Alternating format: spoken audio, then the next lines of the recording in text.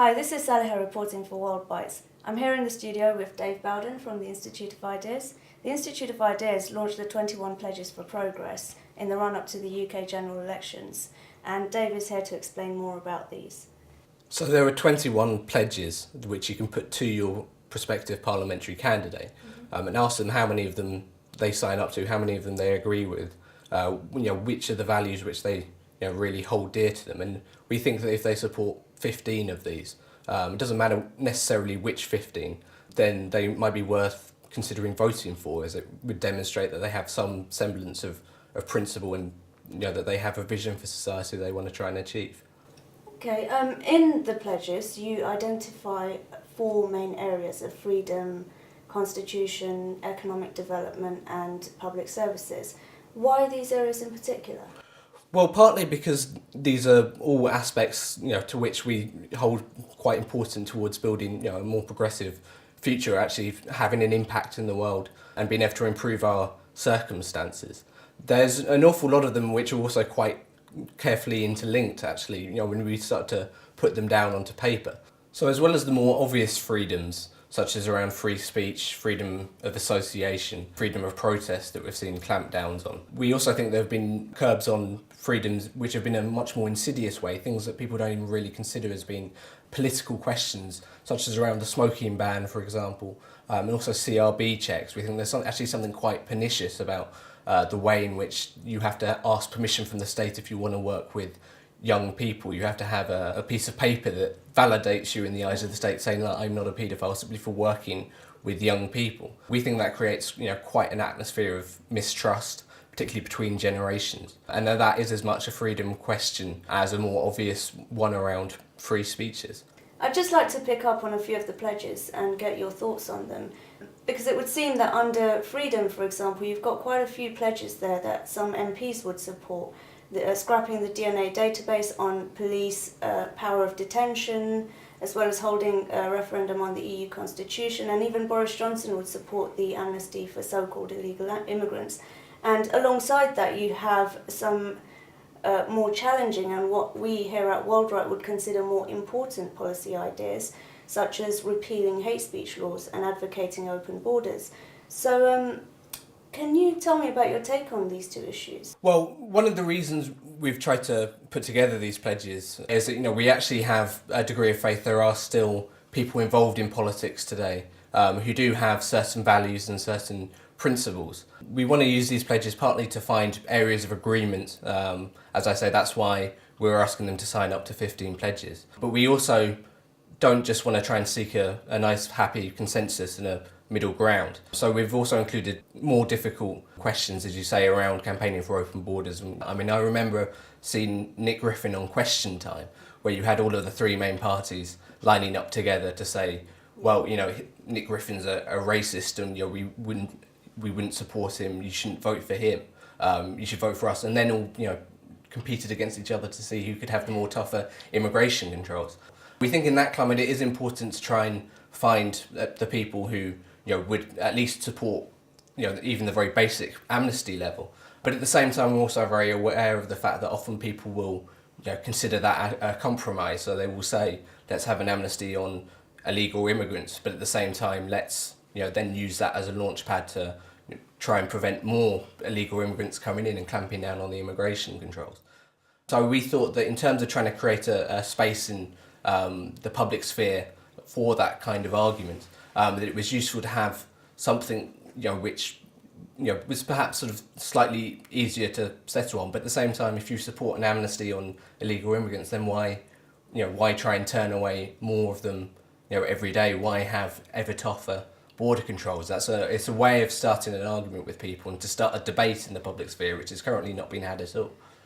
Around hate speech, putting curbs on free speech doesn't make bad thoughts go away, really, and in many ways all it does is encourage people to sort of shift the sort of language they're doing, feeling like they have to watch what they say rather than actually having a free and open argument. But we do feel that actually state-enforced legislation equality is actually a curb on people's freedom of association. So it is right that people should be able to decide if they don't want to deal with certain ethnic groups, people relating to their sexuality. They should be their choice, particularly relating to their belief, they should be free to not include people in various clubs and societies they want to do.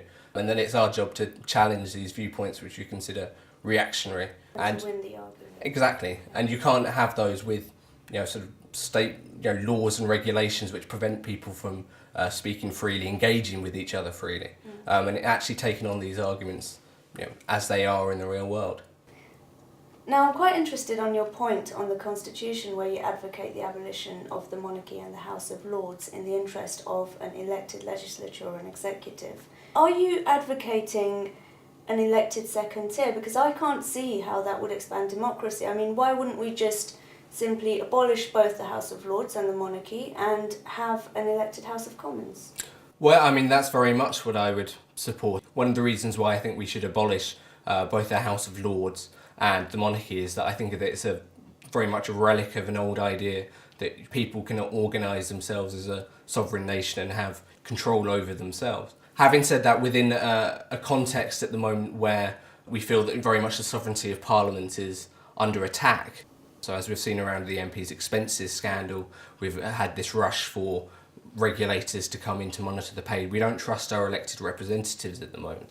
So currently I think the battle is to try and actually argue for the merits of having democratically elected representatives. And within that argument, I think you can then put a case for the total abolition of the House of Lords.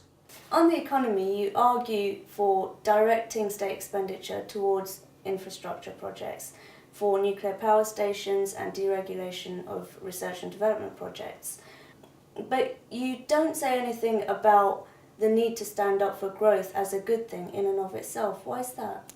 We think that standing up for growth simply as a rhetorical device is something which is quite easy, and even though that we know that there are a lot of anti-growth sentiments around today, a lot of the people who we know who would put those arguments would still actually argue for growth in quite a low sort of way, admittedly, but they still say we want lots more growth. But they will also say, but we want it to be sustainable, we want it to be something which has a limited impact on the planet, and so on. And actually, as anyone who knows anything about the sort of situation we're in terms of economic growth, actually that's not what the world needs. Everyone needs more economic growth. The most powerful ways in that's going to happen, the way in which you're actually going to achieve real growth, not just as this sort of slightly kind of nice sort of woolly concept, but in the way in which you're actually going to make lives better, is by building more roads, by providing ourselves with cheaper, more efficient energy supplies, allowing people greater freedom to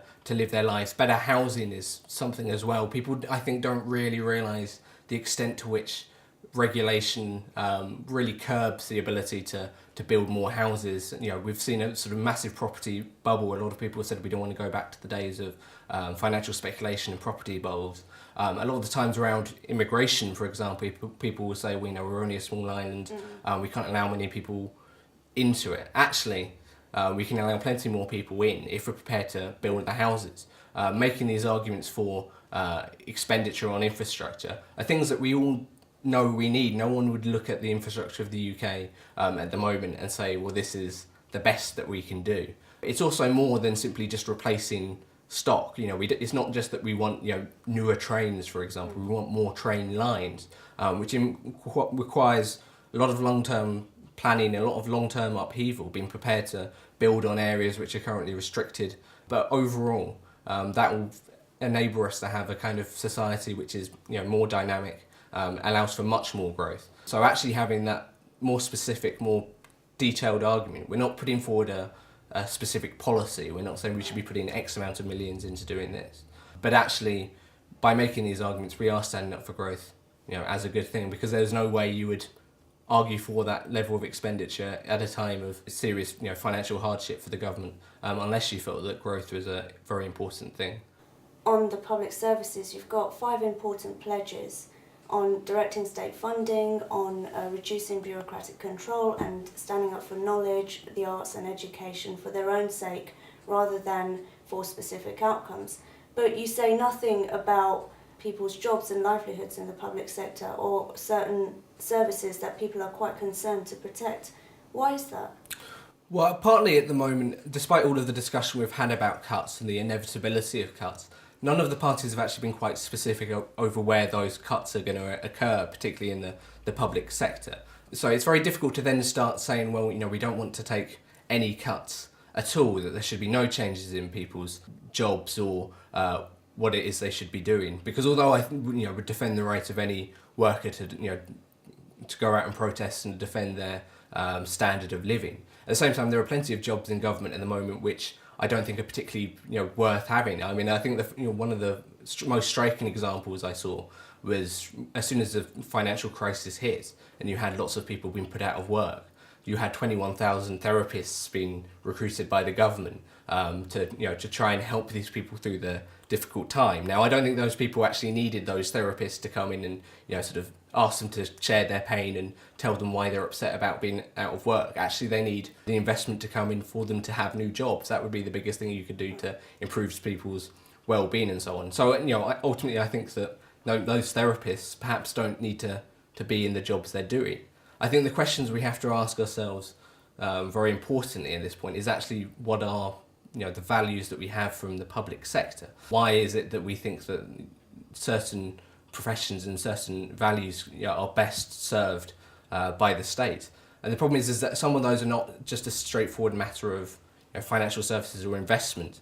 So we've seen a large amount of investment going into universities over the last few years during the boom times. But at the same time, what many would regard as a hollowing out of what a university is for. They've felt more and more pressure to perform an economic role. In fact, that's something they've had to cave into quite recently as a result of the cut. Education is for preparing people for a broader, more inquisitive view of the world, which you can't necessarily tick on a box on a research assessment to say that this is valuable knowledge, but is actually something which is very important. Similarly, in healthcare, there are a lot of people worrying about cuts within the NHS and saying that either the Tories are going to cut this or Labour are going to do this. I mean, actually, what's striking about all of the parties is they're all promising to ring-fence the NHS, but all of them support increasing invasions of people's private lives in the form of preventative medicine. So more people sort of saying you should be drinking less, you should be eating less, be encouraged to exercise more, so you're not so much of a drain on the health system. Now, I think that if you're going to fight for a public health system, you do that because you want to treat sick people and you don't care how they got sick, but you're going to offer them the treatment and make them healthy. The problem is that in the current climate, particularly around the election campaign, because it seems like politics goes on holiday a little bit, because everyone is made their points in their manifestos. They don't want to get caught out. They don't want to have a real political argument in any way. And so people having these very managerial discussions around public services in terms of how much investment they're going to be doing. But no one's actually challenging a lot of the directions public services have been going into and saying, well, actually, I don't think that's something we should be supporting. It's also, worth making the case that some of these cuts aren't necessarily inevitable. There are ways in which, we can cut our debt, which aren't simply by cutting back on services. If we, actually have economic growth, then we don't have to accept cuts actually as simply as an inevitable debate. So, we want sort of politicians to be a little bit more honest, to actually be prepared to stand up for what they think. They're forever asking us what we think. They constantly want to have polls that say the public think we should be doing this. There's no sort of sense that the sort of politicians have a kind of vision for society that they want to put in, and that's what we're trying to drag out with these pledges. I found it very striking at the recent TUC demo in London, where you had all of these different public sector workers coming together, a lot of unions, all protesting against cuts. And the one thing you found when you were speaking to people was they said that this is not a political thing. We just, we want to stand up against cuts. We're not interested in party politics. Well, of course, actually, that's what the real lifeblood of politics is trying to work out what kind of society you're going to build, what kind of public sector, what kind of hospitals do you want, what kind of schools do you want. So I think that's the sort of thing that really needs to be challenged a lot around this election. There are aspects of life which are somehow detached from politics, or that they're somehow made grubby by having the involvement of politics and argument in there. On the actual act of voting, there are many young people, including myself, who probably aren't going to vote in these elections. And I've met some volunteers here at WORLDwrite, as well as other people I know who support white voting, or what we know here in Britain as spoiling your vote. What do you think about that? Well, I think that people shouldn't vote out of a sense of duty. I think you often hear a lot of the kind of rhetoric that people, fought and died to have the vote, so therefore you must vote. Now, the reason why people fought and died for the vote in the past was because it really meant something. It allowed them to have a stake in society and to try and, sort of create a vision for society. And to elect people who represented them. That was also one of the reasons why they had to fight for it, because also there were groups who recognised they didn't want to have certain groups to have the vote, because that would challenge the status quo of society. I would always argue in the past for people not to have to vote because they simply feel they should do. Actually, there's a good reason to be apathetic today. That there are certain things that you violently disagree with, which they would stand for as a matter of course.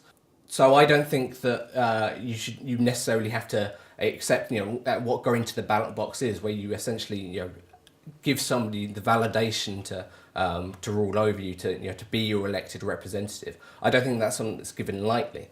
I think at the same time, simply going along and saying, well, simply because people aren't representing me, that therefore politics isn't for me. That's not something that I want to engage in. It doesn't speak to me personally. It doesn't represent my identity, my particular likes and dislikes.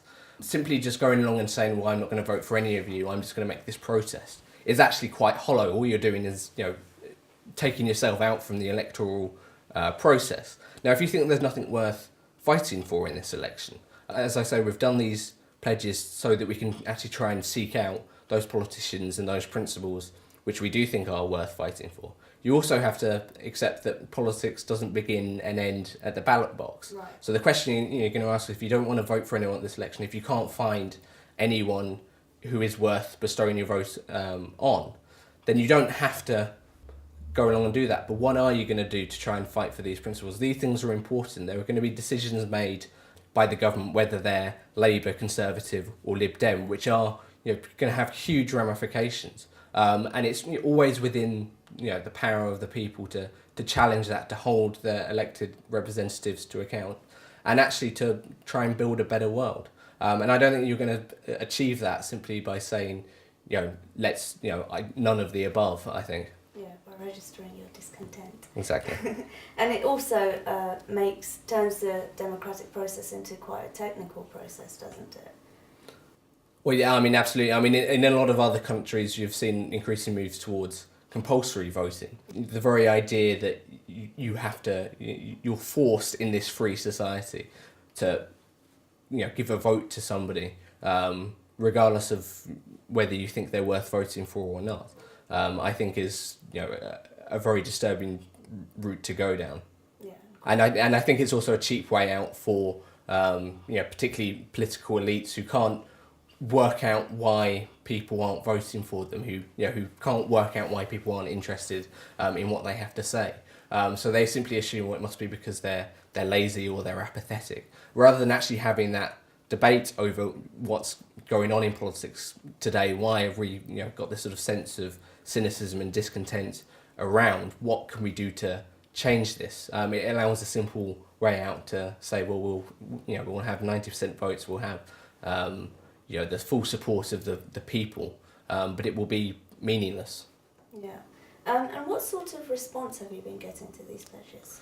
We've had an awful lot of people who've signed up to it so far and actually given us quite a strong response. And the one thing they often say is, well, it's actually nice during the election campaigns to not just sit there and kind of sort of shout at the telly, or to just grumble when the local candidate comes canvassing, but actually to engage in a real political discussion, which is not something you're going to be getting, I think, from the leadership debates. Is much vaunted leadership debates. It's not going to be something you're going to get from the likes of Question Time, where everything is going to be very stage managed. Everyone's going to be very careful of what they're saying. This, people really responding to the fact that they've been asked about principles, and they're actually being asked about the kind of big stuff of politics, which everyone assumes that is not discussed anymore, simply for a managerial policy. Thanks, Dave. There are some great pledges in here, well worth the read and to support. Send them to your MPs and challenge them on some of the issues. You can read the pledges online on the Institute of Ideas website on www.instituteofideas.org. instituteofideas.com/election 2010.